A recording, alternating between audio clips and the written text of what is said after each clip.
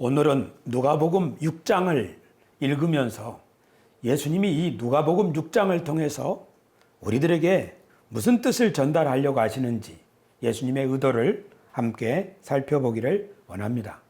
저는 일주일 동안 누가복음 6장을 읽으면서 누가복음의 6장이 4개로 이루어졌다는 것을 관찰할 수 있었습니다. 누가복음에는 6장에는 안식일에 대해서, 그리고 대리인을 뽑으심, 즉 12제자를 사도로 임명하신 것, 세 번째는 예수님이 4가지 복, 4가지 저주에 대해서 말씀하셨고요. 마지막으로는 하나님 나라 백성이 어떻게 살아야 되는가 하는 하나님 나라 백성의 행동 양식, 어떻게 살아야 되는가를 말씀하셨습니다. 먼저 안식일에 대한 이야기를 예수님이 하십니다. 어느 안식일 날 예수님과 제자들이 밀밭 길가를 걸어가다가 제자들이 그 밀 이삭을 손으로 훑어가지고 이렇게 비벼서 입에다 탈탈 털어 넣는 거예요. 어떤 사람이 밀 이삭을 손으로 훑어서 먹겠습니까? 배고픈 사람이죠. 배고프니까 아직 그 밀 가지고 빻아서 빵도 만들고 할 텐데 이 사람은 밀을 훑어서 그냥 손으로 비벼가지고 먹은 거예요. 그걸 보고 어떤 바리새인들이 예수님을 향하여 비난하는 거죠. 당신 제자들은 안식일도 모릅니까? 사람이 안식일에 해서는 안 될 저 이삭을 훑어가지고 이거 추수활동하는 거 아니에요? 이렇게 이의제기를 하는 거죠. 예수님께서 그 사람들을 향해서 여러분들이 성경을 읽어보지 않았습니까? 성경 말씀에 옛날 다윗이라는 사람이 제사장들만 먹는 진설병 떡이 있는데 그 떡을 자기와 함께한 동료들과 그 떡을 먹지 않았습니까? 제사장들만 먹을 수 있는 제사떡을 다윗과 그 무리가 먹는 것이 더 큽니까? 아니면 길가에 있는 밀리삭을 먹는 것이 더 심각한 문제입니까? 성경을 잘 보십시오.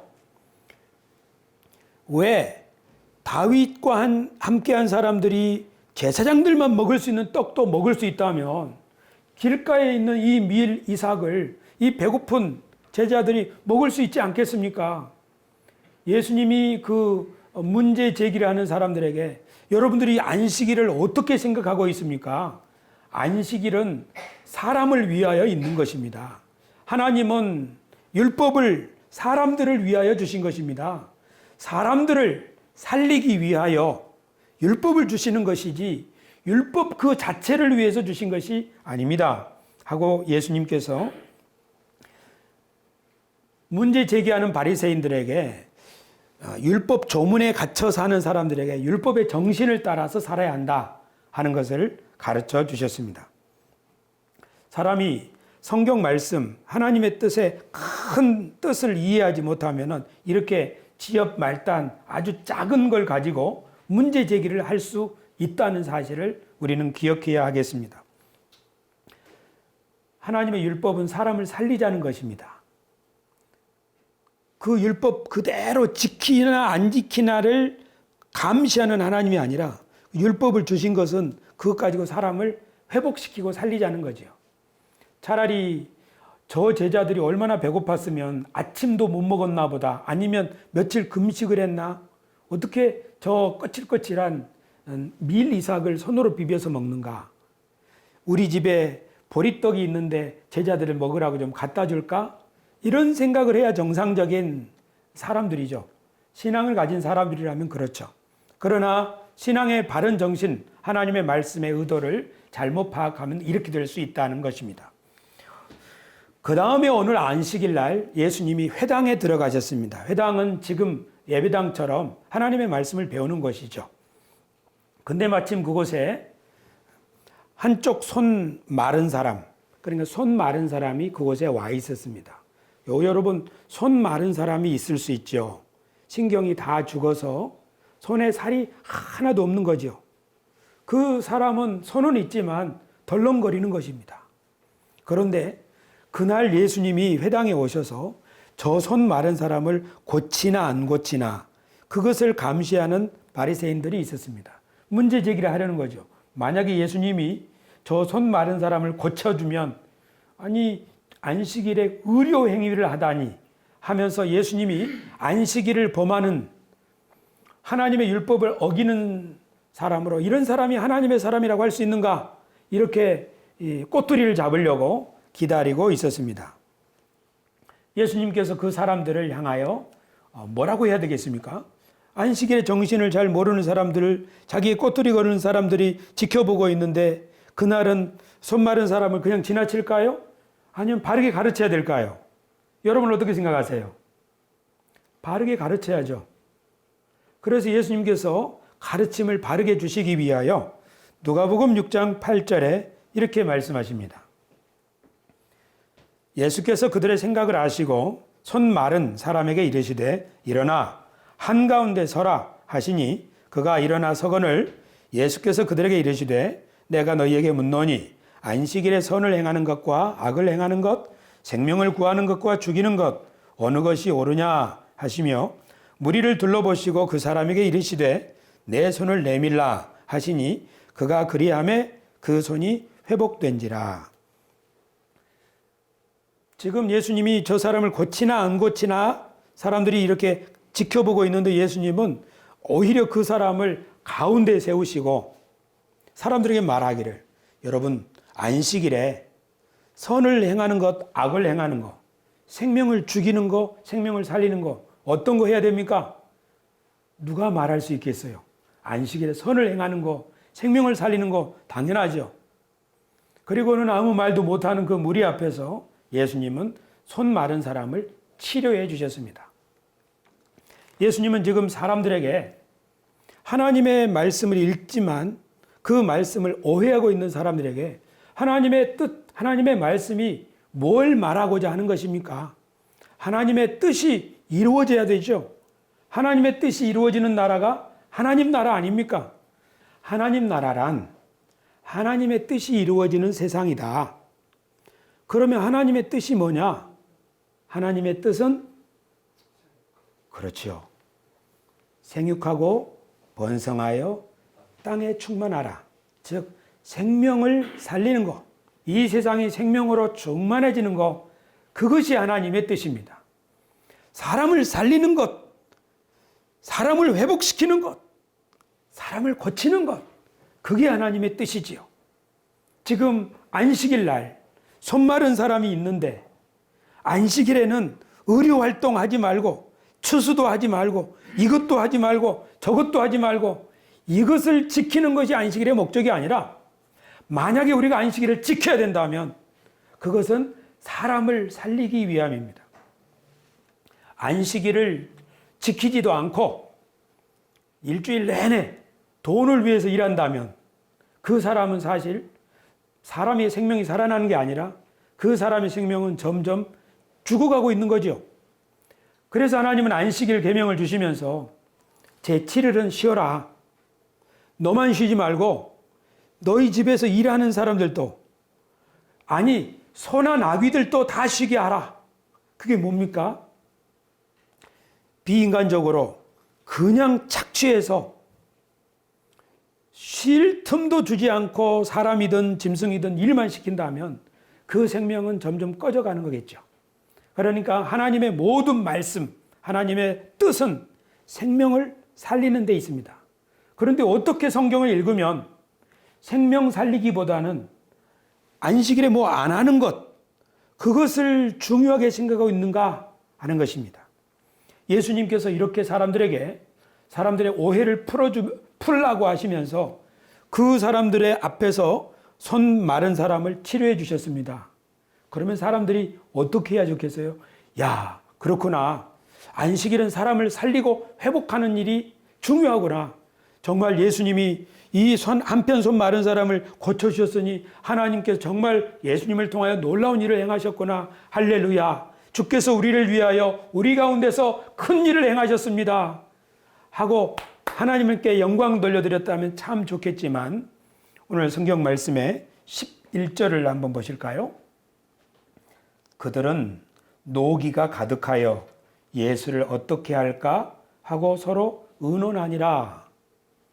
그러니까 회당에 있던 바리새인들이 예수를 어떻게 할까 하면서 저자를 어떻게 할까, 하나님의 말씀 앞에서 자기와 생각이 다른 예수님을 어떻게 할까 하고 의논하는 거죠.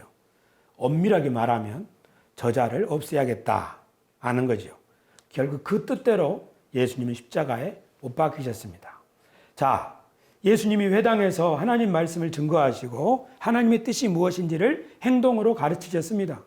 근데 청중들의 반응, 일부 청중들이 어떤 반응을 냈나요? 분을 내면서 어떻게 할까 하고 지금 모의하는 거죠. 이때 예수님은 어떻게 하셨을까요? 예수님은 산에 가셔서 기도하셨습니다. 우리 12절 말씀 보실까요? 이때 예수께서 기도하시러 산으로 가사 밤이 새도록 하나님께 기도하시고 밝음에 그 제자들을 부르사 그 중에서 12를 택하여 사도라 칭하셨으니, 예수님은 산에 가셔서 밤새도록 기도하셨습니다. 그리고 그 기도 끝에 제자들 가운데 12명을 따로 택해서 이 사람들을 내가 증거하는 이 하나님 나라 복음을 증거하는 대리인으로 삼아야겠다 하고 12명을 부르셨어요. 베드로로부터 시작해서 12명을 뽑으시고 그들에게 새로운 이름을 주셨습니다. 그것은 사도입니다. 제자들이 있지만 이 12명은 사도입니다. 제자란 말은 배우러 오는 사람들입니다. 사도라는 말은 가르치러 보냄을 받은 사람들입니다. 예수님은 제자들을 부르시고 그 제자들을 사도로 세상에 보내시는 분입니다. 하나님 나라의 일은 예수님 혼자 하는 것이 아니라 여러 사람이 같은 뜻을 가지고 함께 협력할 때 하나님의 나라의 일이 이루어지기 때문입니다. 하나님은 언제나 하나님의 나라를 세우려고 하실 때, 즉 이 땅에 하나님의 뜻이 이루어지게 하려고 하실 때 그 대리인을 부르셔서 그들에게 새로운 이름을 주십니다. 이 천하 만민이 복을 받게 하기 위하여 아브라함이라고 하는 이름을 주셨습니다. 자기 꾀 가지고 살던 야곱에게 너는 더 이상 꾀를 의지하지 말고 하나님과 기도로 씨름하면서 하나님과 함께 기도하면서 삶을 살아라 하고 이스라엘이라는 이름을 주셨습니다. 이스라엘 백성들이 애굽에서 하던 일은 무엇입니까? 애굽의 신들을 위한 신전을 짓는 건축자들이었습니다. 그런데 하나님이 애굽에서 우상 신전을 짓는 사람들을 불러내서 너희들은 더 이상 우상 신전을 짓는 사람들 하지 말고 열방에게 복을 주는 제사장 나라가 되어라. 그렇게 새로운 이름을 주시는 거죠. 하나님은 사람을 부르실 때 그들에게 하나님의 뜻을 가르쳐 주시고 그들에게 새로운 이름을 주시는 분입니다. 우리들은 세상에 살던 사람들인데 하나님이 우리들을 부르셔서 우리를 에클레시아, 교회라고 하셨습니다. 교회는 하나님께 부름을 받은 사람들입니다.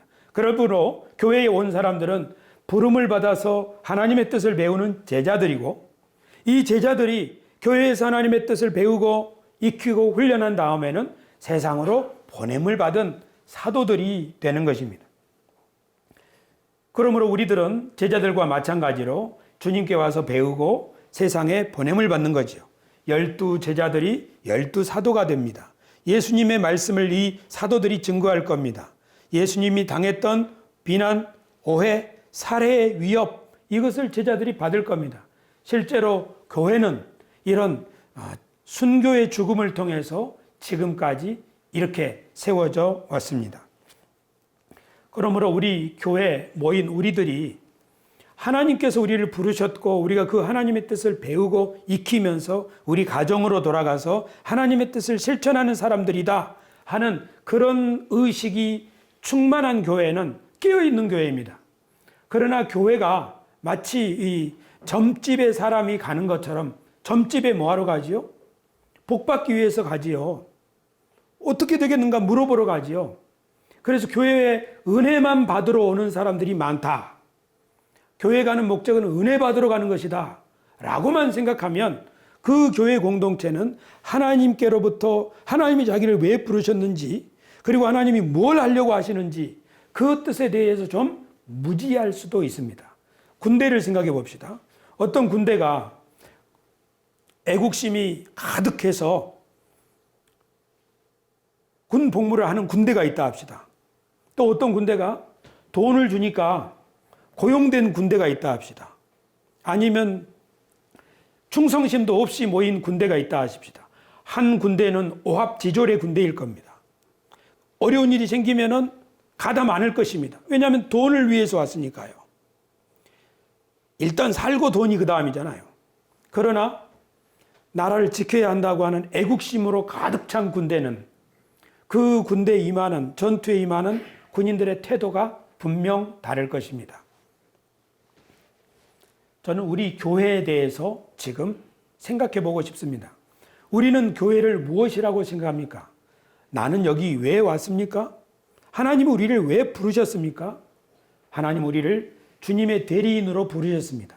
그래서 우리를 세상의 뜻, 이전의 세상의 가치관대로 살지 말고 하나님의 뜻, 하나님의 계획에, 그 계획을 배우고 이해해서 하나님의 계획에 동참하는 사람 되라고 우리를 부르셨고, 그런 의식이 있는 사람들이 모인 교회는 하나님의 말씀을 배우는 일에 열심을 내고 그 하나님의 말씀이 내 삶 가운데서 이루어질 수 있도록 하는 일에 뜻을 모을 것입니다. 저는 우리 새소망 교회가 새 시대를 위한 하나님의 구루터기 교회가 되기를 소원하고 있고, 그런 의식을 가진 사람들이 이곳에 많아지기를 주의 이름으로 부탁합니다. 하나님이 우리를 부르셔서 새 시대를 위한 새로운 일들을 시작하실 것이라고 하는 사실을 믿으신다면 우리 새소망 교회 교인으로서 저는 충분한 자격이 있다고 생각합니다. 저는 그런 분들과 함께 새소망 교회의 미래를 열어가고 싶습니다. 그러므로 우리 한번 다시 따라합시다. 우리가 누구냐면요, 따라해 주시기 바랍니다. 새 시대를 위한 하나님의 구루터기, 새 시대를 위한 하나님의 구루터기.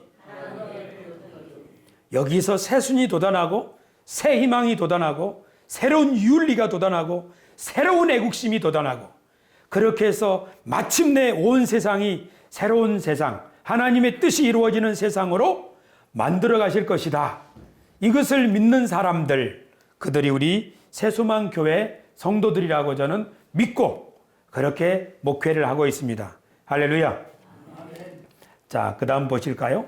예수님이 12 제자를 세우신 다음에 이제 제자들에게 이런 설교를 하라고 메시지를 주시지요. 예수님은 제자들에게 무슨 메시지를 전하라고 하셨을까요?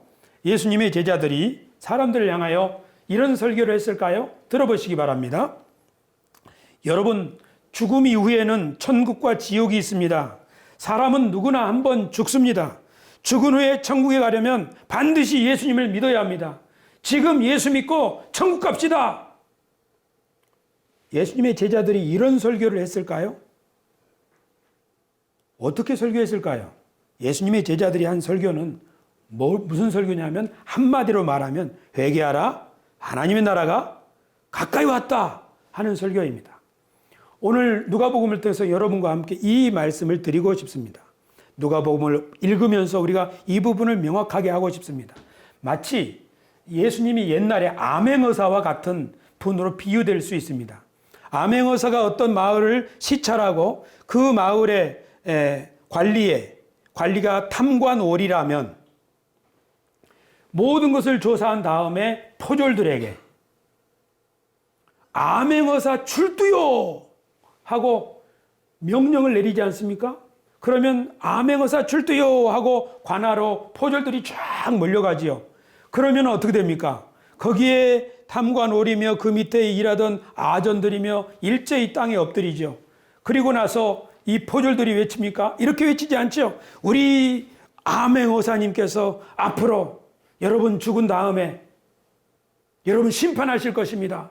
이렇게 하지 않죠. 암행어사 출두요, 이 말은 우리가 왔는데 우리 뒤에 지금 암행어사가 온다는 겁니다. 지금 문 앞에 와 있다는 겁니다. 그래서 이제 너희들 큰일 났다. 너희들은 이제 화로다. 그리고 관아의 감옥에 갇혀 있는 억울한 사람들을 여러분 이제 괜찮습니다. 여러분 억울한 거 다 풀릴 겁니다. 그렇게 암행어사 출두요와 같은 식으로 예수님도 설교를 하셨고 제자들도 그렇게 하나님 나라가 가까이 왔다. 너희들은 큰일 났다 이제. 우리가 암행어사의 포졸들인데 너희들은 큰일 났다. 여러분은 이제 좋습니다. 여러분 이제 복이 있게 생겼습니다. 하고 전하는 겁니다. 여러분 그걸 성경을 통해서 확인하십시다. 17절인데요. 예수께서 그들과 함께 내려오사 평지에 서시니 그 제자의 많은 무리와 예수의 말씀도 듣고 병 고침을 받으려고 유대 사방과 예루살렘과 두로와 시돈의 해안으로부터 온 많은 백성도 있더라. 더러운 귀신에게 고난받는 자들도 고침을 받은지라. 온 무리가 예수를 만지려고 힘쓰니 이는 능력이 예수께로부터 나와서 모든 사람을 낫게 함이로라. 20절. 그 많은 사람 앞에서 예수님이 이런 설교를 하시는 겁니다. 예수께서 눈을 들어 제자들을 보시고 이르시되 너희 가난한 자는 복이 있나니 하나님의 나라가 너희 것이며 지금 줄인 자는 복이 있나니 너희가 배부름을 얻을 것이며 지금 우는 자는 복이 있나니 너희가 웃을 것이며 인자로 말미암아 사람들이 너희를 미워하며 멀리하고 욕하고 너희 이름을 악하다 하여 버릴 때에는 너희에게 복이 있도다. 그날에 기뻐하고 뛰놀라. 하늘에서 너희 상이 큼이라. 그들의 조상들이 선지자들에게 이와 같이 하였느니라. 지금 보시면 복이 있나니 이 말을 4번 하십니다. 가난한 사람, 배고픈 사람, 우는 사람, 억울하게 예수님 때문에 누명을 쓴 사람, 이 사람들은 복이 있는 사람들이다. 그렇게 말한 겁니다. 왜냐하면 지금 예수님이 왔기 때문이에요.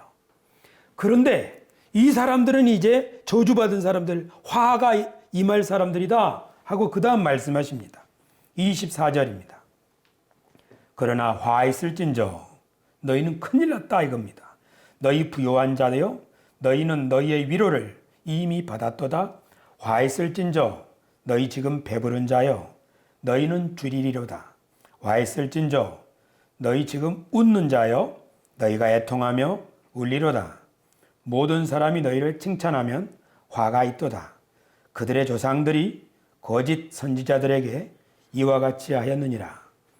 여기도 화 있을진저 이 말이 4번 나옵니다. 예수님께서 많은 사람 앞에서 이렇게 설교하시는 거예요.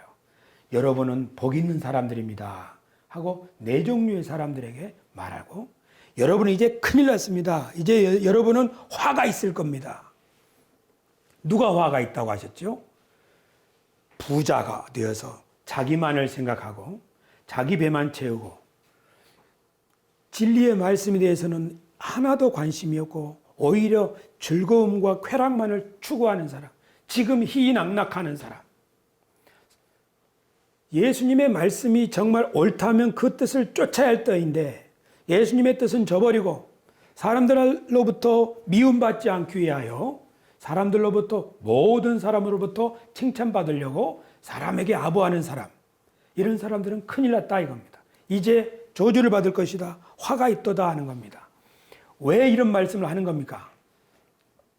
암행어사 출두요. 이게 뭐지요? 너희들은 큰일 났다. 그리고 여러분들은 지금 이제 불행 끝입니다. 왜냐하면 암행어사 와 있기 때문입니다. 예수님은 지금 그렇게 말씀하시는 것 같아요. 오늘 설교의 초반부에 이런 말씀을 드렸죠. 의도, 목적. 예수님이 지금 너희들은 화가 있도다. 너희들은 복이 있도다 하신 것이 앞으로 저 먼 후에 죽어서 여러분들은 심판받을 거다. 죽어서 여러분들은 상을 받을 거다. 이겁니까? 아니면 지금 여러분들은 화로다. 지금 여러분들은 복이 있도다 하는 겁니까? 주님은 지금이라고 합니다. 지금. 왜 그렇습니까? 내가 왔기 때문이다. 하나님이 나와 함께 계시고 하나님의 나라가 이제 여러분들 가운데 임하고 있기 때문이다. 예수님의 제자들도 하나님의 나라가 가까이 왔다. 그렇게 하면서 그 사역을 할 때마다 배고픈 사람, 가난한 사람, 억울한 사람, 병든 사람, 이런 사람들한테 위로하고 이제 걱정 마십시오. 우리가 왔습니다. 주님이 우리를 보내셨습니다. 하고 그들을 세우는 일을 했죠. 하나님의 나라가 이제 왔습니다. 그리고 예수님의 제자들은 불의한 지도자들, 그리고 자기 뱃속을 채우는 그러한 부자들 향하여 저주하였죠. 야고보서 5장 이런 말씀이 있습니다. 부자들아, 화가 있을지어다. 너희가 말세에 재물을 쌓았도다. 라는 구절이 있습니다. 어떤 부자들을 말하는 겁니까? 자기 집 앞에 죽어가는 나사로를 생각하지 않는 그런 부자들을 말하는 거죠. 성경을 읽어보면 초대교회 성도들은 하나님의 나라가 이미 그들 가운데 와 있고, 아니 하나님의 뜻이 지금 그들 가운데 실현되고 있다고, 그 일을 하라고 자신들이 부름받았다고 하는 사실을 확신하고 있다는 것을 알 수 있습니다. 하나님의 나라는, 다시 말씀드리자면 하나님의 나라는 하나님의 뜻이 이루어지는 세상입니다. 하나님의 뜻은 약한 사람들이 살아나고 더불어 함께 상생하는 세상을 만드는 것, 그것이 바로 하나님의 뜻입니다. 그런데 그런 세상이 지금 왔다고 예수님의 제자들은 하나님의 나라가 가까이 왔다, 이렇게 말하는 거죠. 저는 하나님의 나라가 가까이 왔다 해서 가까이라는 말을 빼버리면 좋을 것 같습니다. 그래서 오늘 설교 제목을 하나님의 나라가 왔다 하는 거죠. 지금 우리에게 하나님의 나라가 왔습니다. 그 하나님의 나라는 하나님의 뜻이 성취되는 세상입니다. 하나님께서는 하나님의 뜻을 성취하기 위하여 사람들을 부르십니다. 그리고 그들에게 하나님의 뜻을 가르쳐 주십니다. 그뿐만 아니라 그들에게 내가 너와 함께하니 너를 통해서 하나님의 뜻이 이루어질 것이다. 그것이 하나님의 나라라고 선포하는 겁니다. 지금 중국에서는 재림 예수가 이 세상에 육신으로 왔다, 그렇게 가르치는 사람들이 있습니다.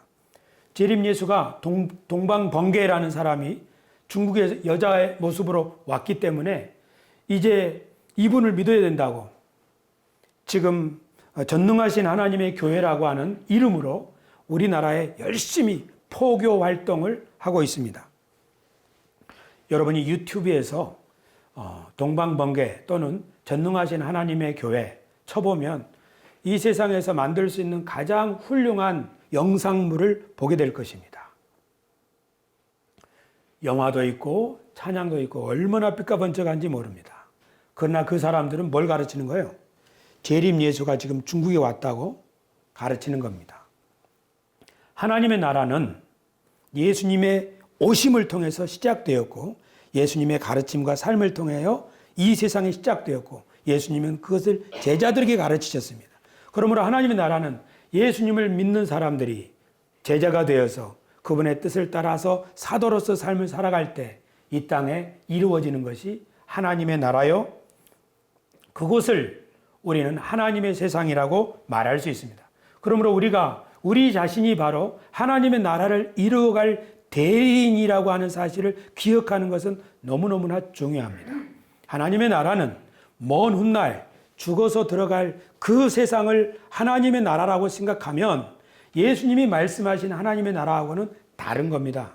왜냐하면 예수님의 말씀하신 하나님의 나라는 지금 왔다. 너희가 하나님의 대리인이다. 너희가 하나님의 뜻을 순종하면 사람이 살아나고 생명이 회복되고 그런 세상이 하나님의 나라라고 가르치고 있기 때문입니다.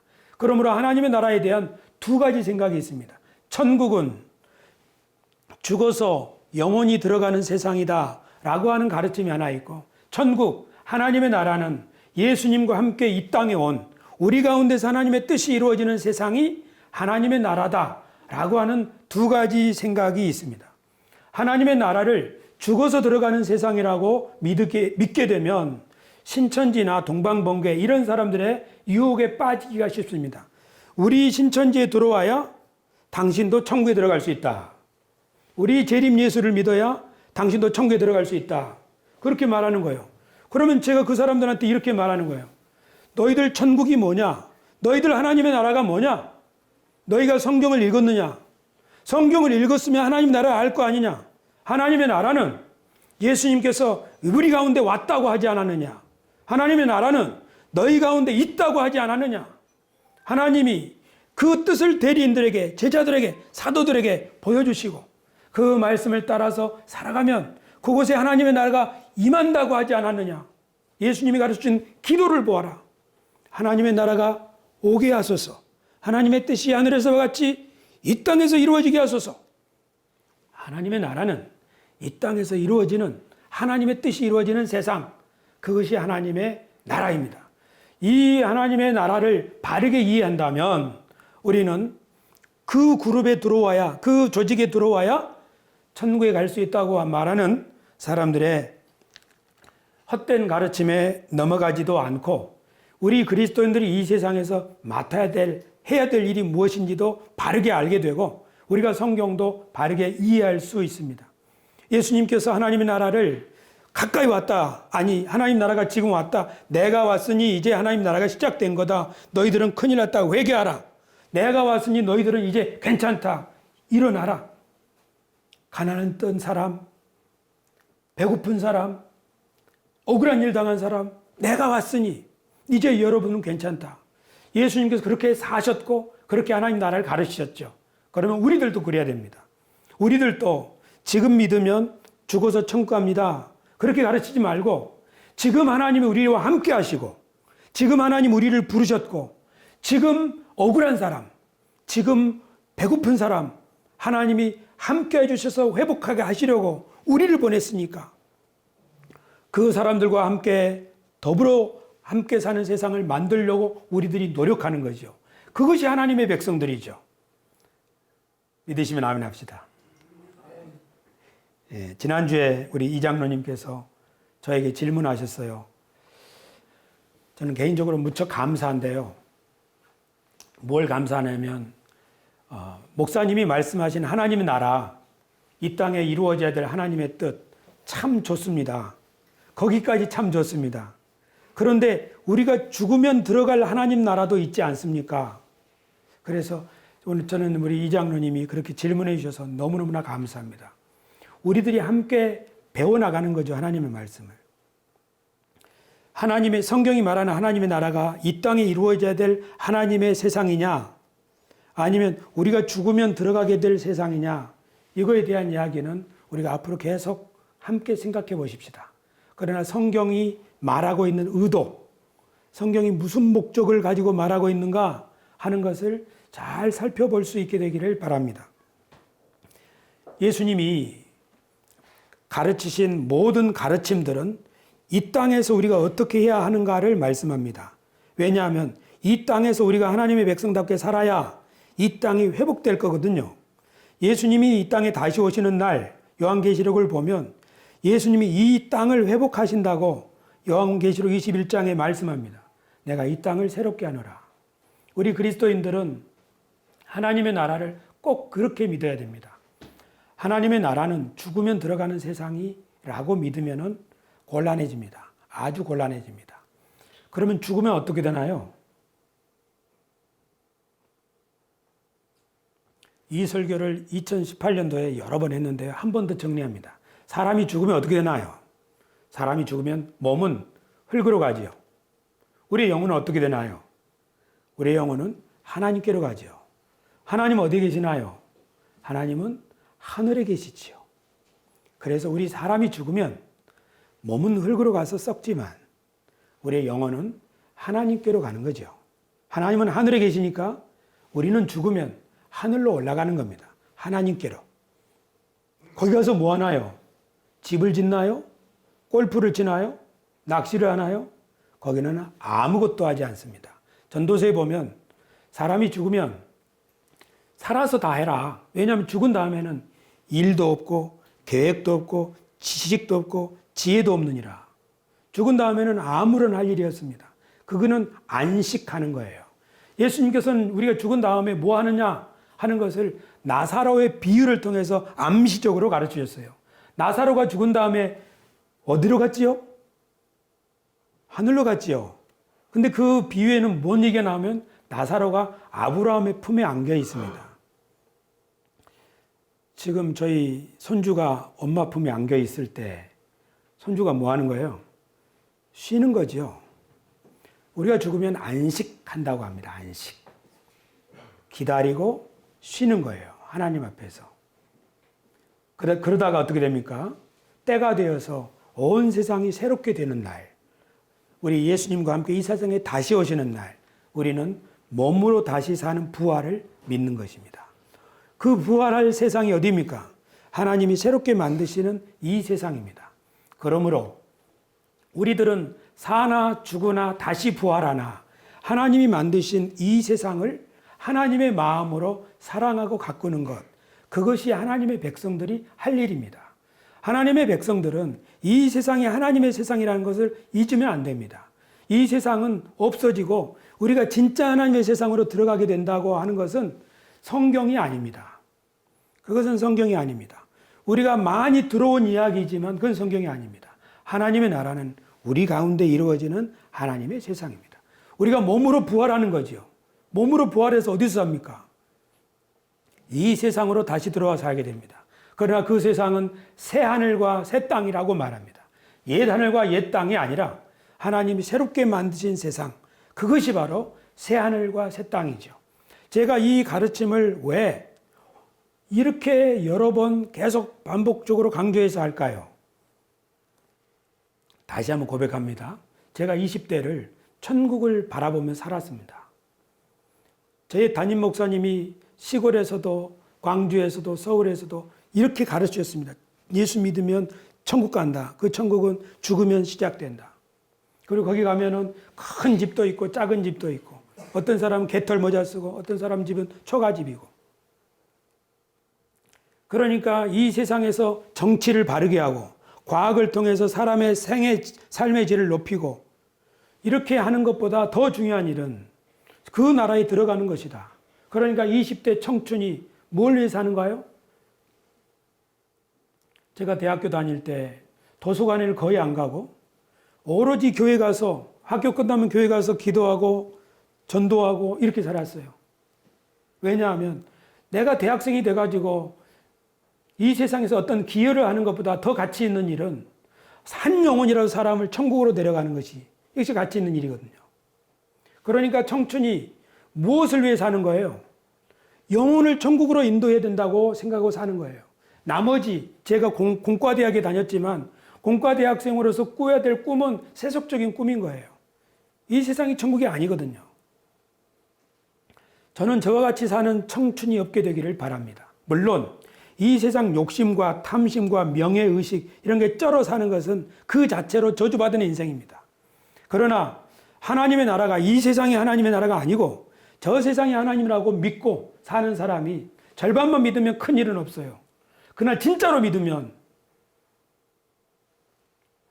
예수님 안 믿으면 다 지옥 가는데 가만히 있을 수 있나요? 여기는 잠시 잠깐이고 거기가 영원한 세상인데 우리가 이렇게 가만히 있으면 되나요? 우리 일가 친척 다 끌어야 되고요. 매로 패서라도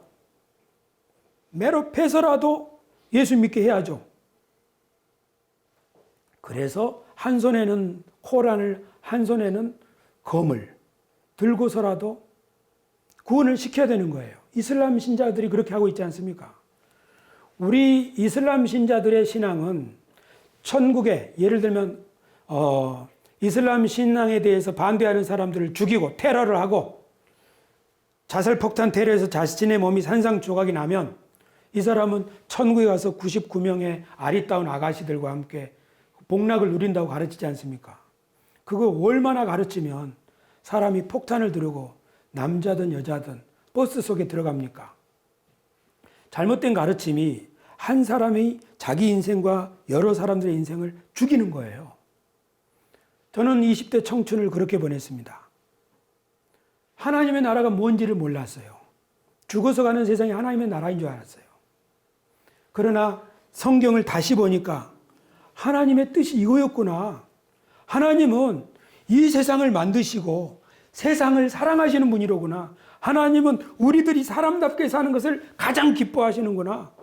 저마다 재능이 있고 저마다 은사가 있어서 그것을 잘 살려서 다른 사람에게 도움이 되고 자신도 즐거워하게 살면 그 세상이 바로 하나님의 뜻이 이루어지는 세상이로구나.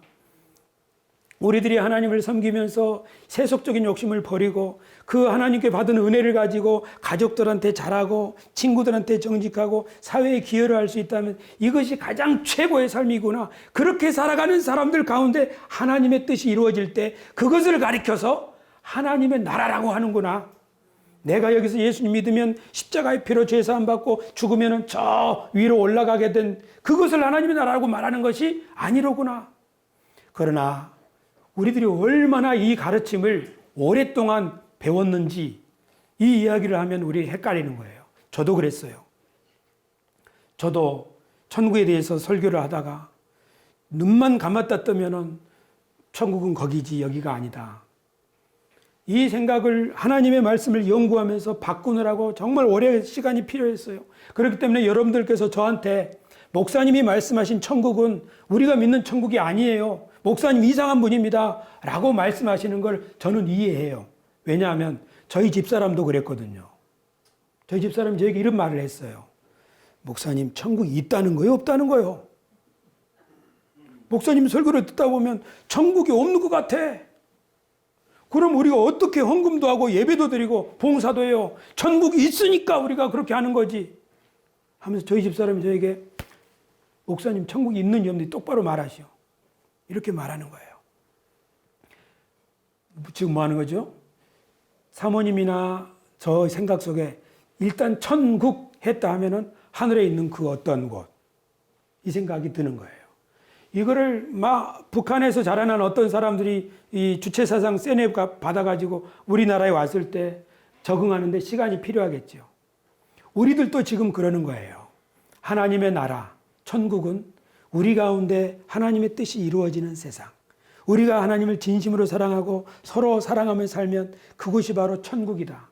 우린 노래를 부르잖아요. 높은 산이 거친 들이 초막이나 궁궐이나 내주의 주수 모신 곳이 그 어디나 하늘나라. 이렇게 노래는 부른단 말이에요. 근데 그 노래만 있는 게 아니에요. 무슨 노래 있어요? 잠시 세상에 내가 살면서 항상 찬송 부르다가 날이 저물어 오라 하실 때 영광 중에 나아가리. 저 멀리 뵈는 나의 집. 그러니까 같은 찬송가에 저기 위에 있는 저 높은 곳을 향하여 이런 노래들이 많아요. 햇빛보다 더 밝은 그곳, 광명한 천국에 들어가리. 이 노래들이 많아요. 또 그 중에 한 곡이 뭐가 있어요? 그 어디나 하늘나라 이런 곡이 있어요. 그러나 더 많은 노래들은 찬송가에서 천국은 저 위에 있는 세상이라고 보는 거예요. 여기서 우리들이 하나님의 말씀을 오랜 세월 동안 어떻게 이해해 왔는가 하는 거예요. 사실은 비유를 바르게 이해해야 합니다. 신천지는 비유를 가지고 사람들을 막 끌어가는데요. 성경은 비유의 말씀들이 많습니다. 이 비유를 문자적으로 이해해야 될 것이냐, 아니면 그 비유가 뭘 의미하는지 의도와 목적을 바르게 이해할 때 우리는 하나님이 우리에게 진짜 요구하는 것이 이거구나. 여러분 한번 생각해 보십시오. 조혜강이라고 하는 청년이, 대학생이 도서관에도 안 가고 맨날 길거리에 다니면서 전도하고 애들 모아 전도하고 새벽에 가서 기도하고 밤에 가서 기도하고 목소리는 걸걸이 해가지고 저희 형님이 어느 날 예배 끝나고 저 뚝섬에 왔어요. 애강아, 너 공부는 하냐? 얼마나 걱정되는지. 어느 날 시골에서 전화가 왔어요. 애강아, 우리 동네 사람들이 말하기를 내가 벌써 미쳐가지고 목사가 됐다더라. 그때 아직 대학생인데. 정말 미쳐서 그랬죠. 왜 그래요? 저 같은 사람은요, 진짜로 믿는 일에 목숨을 겁니다. 그렇기 때문에 가치 없다고 생각한 거예요. 어디가 용하다고 하면은 애들 다 데리고 갑니다. 저는 너무나 많은 세월 동안 잘못된 길에 빠져서 인생을 허비하고 자녀들에게 고통을 주고 이런 삶을 살아왔습니다. 우리의 다음 세대는 이렇게 살면 안 됩니다. 예수 믿는 사람들이 사회에서 선한 영향력을 끼치고 그뿐 아니라 사회의 사람들을 품을 수 있는 넓은 포용력을 가진 지도자들이 일어나야 됩니다. 하지만 이 세상이 불로 다 없어질 것이다 라고 믿고 진짜는 저기 있다 라고 믿는 사람이 어떻게 애국자가 되겠습니까? 어떻게 환경운동가가 되겠습니까? 어떻게 그 지역 마을 공동체를 회복시키는 지도자가 되겠습니까? 이런 사람은, 그러니까 천국이 저기 있다고 믿는 사람은 유일한 꿈이 뭐예요? 한 사람이라도 더 예수님 믿는다고 고백시켜가지고 거기 들어가게 하는 거예요. 사람답게 사는 게 아니고. 여러분, 제가 구원을 뭐라고 정의했나요? 구원이란 예수 믿고 천국 가는 것, 이렇게 정의하지 않았잖아요. 새소망교회 구원이 뭐예요? 구원이란 하나님이 처음부터 우리를 위하여 계획하신 참 인간의 삶을 회복하고 살아가는 것. 그게 구원이에요. 왜냐하면 그런 사람이 그렇게 살아갈 때 임하는 나라가 하나님 나라니까요. 그래서 예수님께서 우리들에게 그렇게 가르치는 거예요. 죽어서 천국 가려고 하지 말고 지금 너 그렇게 살면 지금 너 화가 있다. 너 그렇게 지금 진리를 위해서 고난받고 나눠주다 보니까 가난해졌고 그렇게 사는 너는 지금 축복된 사람이다 라고 말씀하는 거죠. 예수님의 모든 말씀은 이 땅에 우리들을 위한 말씀입니다. 제가 이렇게 설교할 때 교우 여러분들께서 충격을 받으시는 거 압니다. 이런 충격이죠. 목사님, 그러면 제가 지금 잘못 신앙생활 했다는 거예요? 아니에요. 천국을 사모하면서 신앙생활 하신 분들이 얼마나 신앙생활을 열심히 정직하게 그리고 교회를 사랑하고 이웃을 사랑하는 마음으로 사셨는지 저는 잘 알고 있습니다. 여러분들이 천국을 사모하면서 신앙생활한 거 정말 훌륭하고 저는 칭찬받아 마땅하다고 생각합니다. 왜냐하면 여러분들이 주님 앞에 서게 될, 천국에 들어가서 하나님 앞에 받게 될 칭찬, 그 기대는 잘못된 게 아닙니다. 그 모든 헌신과 그 모든 바람들 하나님께서 인정하시리라고 저는 믿습니다. 그러나 생각을 해보십시다.